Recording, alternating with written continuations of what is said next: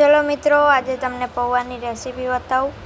जो मित्रों मारा पोई पौवा वघारे है, तो आखो विडियो जोवानुं भूलता नहीं।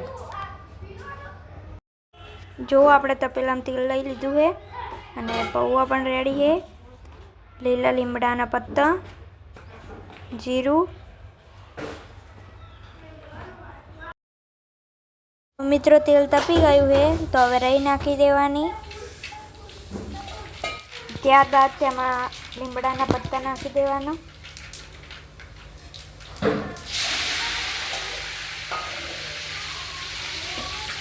પત્તા નાખ્યા બાદ તેમાં હળદર નાખી દેવાની।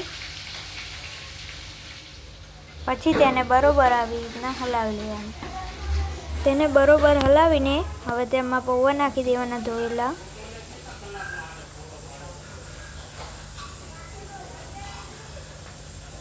પૌવાને તપેલામાં નાખીને તેને બરોબર હલાવી લેવાનું।